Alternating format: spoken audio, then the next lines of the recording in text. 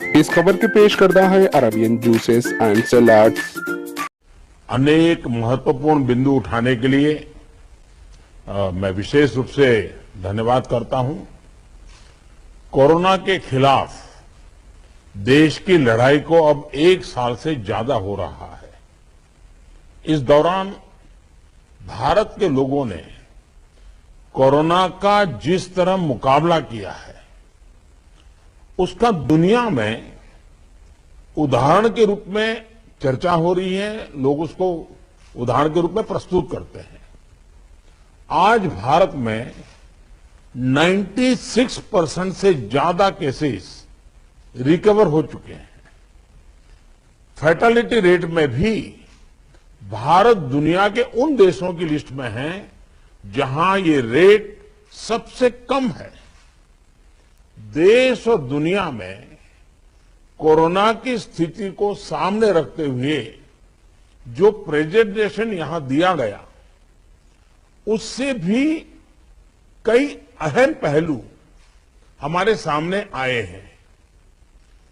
दुनिया के अधिकांश कोरोना प्रभावित देश ऐसे हैं जिन्हें कोरोना की कई वेव्स का सामना करना पड़ा है। हमारे देश में भी कुछ राज्यों में केसेस कम होने के बाद अचानक से वृद्धि होने लगी है। आप सभी इन पर ध्यान दे रहे हैं, लेकिन फिर भी कुछ राज्यों का उल्लेख हुआ है, जैसे महाराष्ट्र है, पंजाब है, और आप मुख्यमंत्रियों ने भी चिंता व्यक्त की है। सिर्फ मैं कह रहा हूं ऐसा नहीं है। और विशेष चिंता की आप कर भी रहे हैं और करने की जरूरत भी है। हम ये भी देख रहे हैं कि महाराष्ट्र और एमपी में टेस्ट पॉजिटिविटी रेट बहुत ज्यादा है और केसों की संख्या भी बढ़ रही है, बहुत आ रहे हैं। इस बारे में कई ऐसे इलाकों, ऐसे जिलों में भी ये वृद्धि देखने को मिल रही है जो अभी तक खुद को बचाए हुए थे, सेफ जोन थे एक प्रकार से। अब वहां पर हमें कुछ चीजें नजर आ रही हैं। देश के 70 जिलों में तो पिछले कुछ हफ्तों में यह वृद्धि 150% से भी ज्यादा है, 150% से ज्यादा। अगर हम इस बढ़ती हुई महामारी को यही नहीं रोकेंगे तो देशव्यापी आउटब्रेक की स्थिति बन सकती है। हमें कोरोना की उस उभरती हुई सेकंड पीक को तुरंत रोकना ही होगा और इसके लिए हमें क्विक और डिसाइसिव कदम उठाने होंगे। कई जगह देखने को मिल रहा है कि मास्क को लेकर अब स्थानीय प्रशासन द्वारा भी उतनी गंभीरता नहीं दिखाई जा रही। मेरा आग्रह है कि स्थानीय स्तर पर गवर्नेंस को लेकर जो भी दिक्कत है, उनकी पड़ताल, उनकी समीक्षा की जानी और उन दिक्कतों को सुलझाया जाना, ये मैं समझता हूं वर्तमान में बहुत आवश्यक है। ये मंथन का विषय है कि आखिर कुछ क्षेत्रों में ही टेस्टिंग कम क्यों हो रही है, क्यों ऐसे ही क्षेत्रों में टीकाकरण भी कम हो रहा है। मैं समझता हूं कि ये गुड गवर्नेंस की परीक्षा का भी समय है। कोरोना की लड़ाई में हम आज जहां तक पहुंचे हैं, उसमें और उससे जो आत्मविश्वास आया है, ये आत्मविश्वास, हमारा कॉन्फिडेंस ओवर कॉन्फिडेंस भी नहीं हो जाना चाहिए। हमारी ये सफलता लापरवाही में भी नहीं बदलनी चाहिए। हमें जनता को पैनिक मोड में भी नहीं लाना है। एक भय का साम्राज्य फैल जाए, ये भी स्थिति नहीं लानी है। और कुछ सावधानियां बरत करके, कुछ इनिशिएटिव लेकर के हमें जनता को परेशानी से मुक्ति भी दिलानी है। अपने प्रयासों में हमें अपने पुराने अनुभवों को शामिल करके रणनीति बनानी होगी। हर राज्य के अपने अपने प्रयोग हैं, अच्छे प्रयोग हैं, अच्छे इनिशिएटिव हैं, कई राज्य दूसरे राज्यों से नए नए प्रयोग सीख भी रहे हैं, लेकिन अब एक साल में हमारी गवर्नमेंट मशीनरी को नीचे तक ऐसी स्थितियों में कैसे काम करना करीब करीब ट्रेनिंग हो चुकी है। अब हमें प्रोएक्टिव होना जरूरी है। हमें जहां जरूरी हो, और ये मैं आग्रहपूर्वक कहता हूं, माइक्रो कंटेनमेंट जोन बनाने का विकल्प भी किसी भी हालत में ढिलास नहीं लानी चाहिए। इस पर बड़े आग्रह से काम करना चाहिए। जिलों में काम कर रही पैंडेमिक जो रिस्पांस टीम्स को कंटेनमेंट और सर्वेलेंस एसओपीस इसकी रीओरिएंटेशन की आवश्यकता हो, वो भी किया जाना चाहिए। फिर से एक बार 4 घंटे 6 घंटे के लिए बैठ करके चर्चा हो, हर लेवल पे चर्चा हो, सेंसिटाइज भी करेंगे, पुरानी चीजें याद भी करा देंगे और गति भी ला सकते हैं।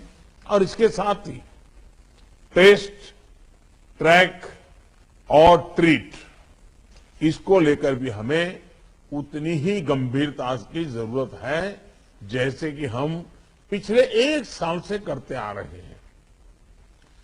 हर संक्रमित व्यक्ति के कॉन्टैक्ट को कम से कम समय में ट्रैक करना और आरटीपीसीआर टेस्ट रेट 70% से ऊपर रखना बहुत अहम है।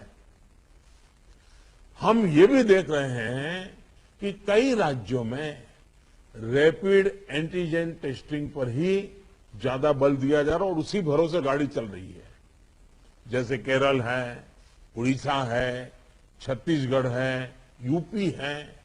मुझे लगता है कि इसमें बहुत तेजी से बदल की जरूरत है। इन सभी राज्यों में, मैं तो चाहता हूं देश के सभी राज्यों में हमें आरटीपीसीटी टेस्ट और बढ़ाने पर जोर देना होगा।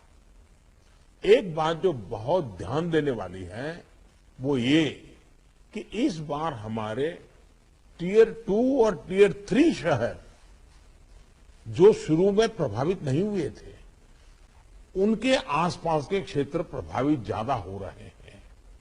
देखिए, इस लड़ाई में हम सफलतापूर्वक बच पाए हैं, उसका एक कारण था कि हम गांवों को इससे मुक्त रख पाए थे। लेकिन टियर 2, टियर 3 सिटी पहुंचा तो इसको गांव में जाने से देर नहीं लगेगी और गांवों को संभालना हमारी व्यवस्थाएं बहुत कम पड़ जाएगी। और इसलिए हमें छोटे शहरों में टेस्टिंग को बढ़ाना होगा। हमें छोटे शहरों में रेफरल सिस्टम और एम्बुलेंस नेटवर्क के ऊपर विशेष ध्यान देना होगा। प्रेजेंटेशन में ये भी बात हमारे सामने रखी गई कि अभी वायरस का स्प्रेड डिस्प्रेस्ड मैनर में हो रहा है। इसकी बहुत बड़ी वजह यह भी है कि अब पूरा देश ट्रैवल के लिए खुल चुका है। विदेशों से आने वाले लोगों की संख्या भी बढ़ी है। इसलिए आज हर एक केस के ट्रैवल की, उसके कॉन्टैक्ट्स के ट्रैवल की सूचना सभी राज्यों को आपस में भी साझा करना जरूरी है। आपस में जानकारी साझा करने के लिए किसी नए मैकेनिज्म की जरूरत लगती है तो उस पर भी विचार होना चाहिए। इसी तरह विदेश से आने वाले यात्रियों और उनके कॉन्टैक्ट्स के सर्वेलेंस के लिए एसओपी के पालन की जिम्मेदारी भी हमारी अब बढ़ गई है। अभी हमारे सामने कोरोना वायरस के न्यूट्रंस को भी पहचाने और उनके प्रभावों का आकलन का भी एक प्रश्न है। आपके राज्यों में आपको वायरस के वेरिएंट का पता चलता रहे, इसके लिए भी जीनोम सैंपल भी टेस्टिंग के लिए भेजा जाना उतना ही अहम है। साथियों, वैक्सीन अभियान को लेकर कई साथियों ने अपनी बात रखी। निश्चित तौर पर इस लड़ाई में वैक्सीन अब 1 साल के बाद हमारे हाथ में एक हथियार आया है। ये प्रभावी हथियार है। देश में वैक्सीनेशन की गति लगातार बढ़ रही है। हम एक दिन में 30 लाख लोगों को वैक्सीन करने के आंकड़े को भी एक बार तो पार कर चुके हैं।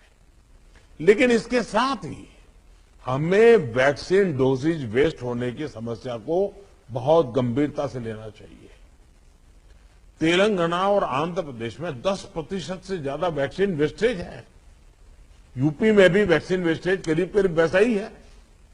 वैक्सीन क्यों वेस्टेज हो रही है, इसकी भी राज्यों में समीक्षा होनी चाहिए और मैं मानता हूं हर रोज शाम को इसकी मॉनिटरिंग की व्यवस्था रहनी चाहिए और हमारी सिस्टम को प्रोएक्टिव लोगों को कांटेक्ट करके एक साथ इतने लोग मौजूद रहें ताकि वैक्सीन वैक्सीन वेस्टेज न जाए, इसकी व्यवस्था होनी चाहिए। क्योंकि एक प्रकार से जितना परसेंटेज वेस्टेज होता है, हम किसी के अधिकार को बर्बाद कर रहे हैं। हम किसी के अधिकार को बर्बाद करने का हमें हक नहीं है। हमारे HN न्यूज को सब्सक्राइब करिए ताकि आपको नोटिफिकेशंस आते रहे वक्त पर।